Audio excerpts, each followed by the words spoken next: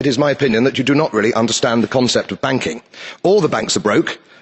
Bank Santander, Deutsche Bank, Royal Bank of Scotland, they're all broke. And why are they broke? It isn't an act of God. It isn't some sort of tsunami. They're broke because we have a system called fractional reserve banking, which means that banks can lend money that they don't actually have. It's a criminal scandal, and it's been going on for too long.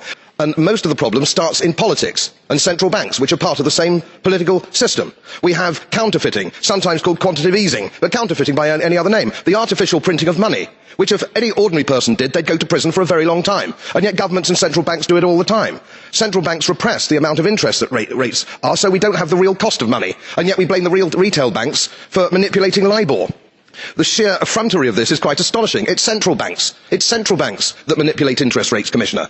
And plus, underneath all this, we talk loosely, in a rather cavalier fashion, do we not, about deposit guarantees. So when banks go broke through their own incompetence and chicanery, the taxpayer picks up the tab. It's theft from the taxpayer. What underpins a world order is always the financial system. And what we're seeing in the world today, I think, is we are on the brink of a dramatic change where we are about to, and I'll say this boldly, we're about to abandon the traditional system of money and accounting and introduce a new one.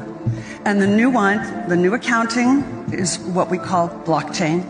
It means digital. It means having a almost perfect record of every single transaction that happens in the economy, which will give us far greater clarity over what's going on. It also raises huge dangers in terms of the balance of power between states and citizens. Most people think that digital money is crypto and private, but what I see are superpowers introducing digital currency. The Chinese were the first. The U.S. is on the brink, I think, of moving in the same direction. The Europeans have committed to that as well. Biggest fear that the World Economic Forum has is that there are going to be people that will not comply. Their biggest fear is your fight for freedom. Their biggest fear is that you will make individual decisions for yourself and you will not follow their orders. So this digital stuff is absolutely key, because without it, they can't enforce anything. Without it, they can't mandate that you do something. Without it, they can't control your life. So I don't care if you're talking about carbon emissions and what's safe and effective as far as they are concerned. I don't care if they're talking about an experimental injection, a series of injections, whatever they may be, and what's safe and effective as far as they're concerned. This is not about those individual things. This is about the desire to control you from the outside in. And if they have a digital process whereby they can restrict your movement, your behavior, and your decisions with the click of a button, you are done. You're done. You've sold us out to globalism. Okay. You are not working for Canada. You are working for your globalist partners. I wonder how much they're paying you to betray Canada. What do we do with traitors in Canada, Mr. Trudeau? We used to hang them for treason. And you're doing that very same thing to us now. We know what you're doing. We've taken another step towards a cashless society. A big bank has confirmed customers in some locations can no longer withdraw money over the counter as branches continue to wind back services. It's up there with the pub with no beer, the bank with no cash. ANZ has confirmed some branches no longer handle cash at the counter. Others are directing customers to smart ATMs for cash transactions. The latest figures on ATMs shows the number of machines has more than halved from almost 14,000 back in 2017 to around 6,000 in the middle of last year. For years, cash was king, but not anymore. Hello there. I wondered if you had any change for a $50 note. No, I don't have any cash. Don't use cash anymore these days? No, definitely not. No change at all. Never? Never.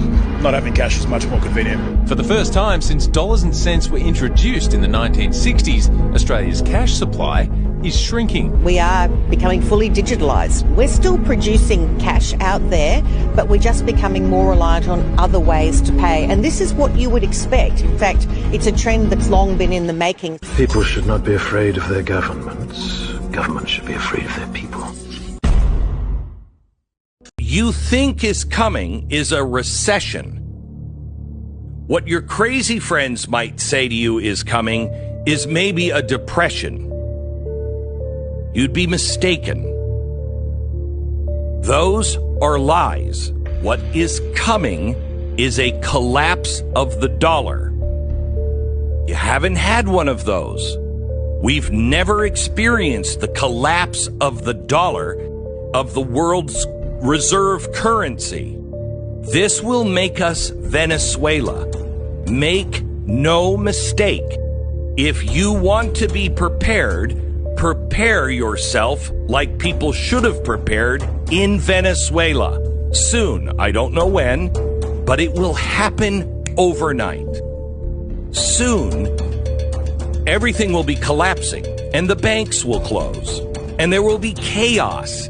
It is very clear that the head of the snake is the financial system. We can argue till the end of time about who runs the world. Is it the reptilians? Is it the Illuminati? Is it the Freemasons? We can go on and on and on and on about this, but I don't think it is reasonable to even begin arguing about the mechanism that is used to exert this control. The mechanism is finance. The whole point of finance is to indebt, otherwise to enslave. What is a mortgage? I mean, what does that stand for? It's a death grip. So when you get a mortgage, you have a death grip held over you because you are in debt. You don't even own the house. The bank owns the house that loaned you the money to buy the house, unless you're fortunate enough to have all the money to buy it outright. And even then, you can be taxed by the government, and if you fail to keep up with those taxes, the government can then take it from you. The whole system is based on a financial fraud, which effectively takes the power that we have and it gives it to a tiny group of individuals who are running the world through the control of finance. Singapore, we already have the situation. No cash. Cashless society. It's ready to go. And a cashless society is the most important facet, the most important controlling facet of this new world economic order. Remember now, we have three facets to this new world order enslaving government. We have the new world order, the political part of it. We have the new world economic order, which is the enslaving economic part of it in a cashless society. And as well as that, we have the religious order, meaning the New Age movement that we discussed previously.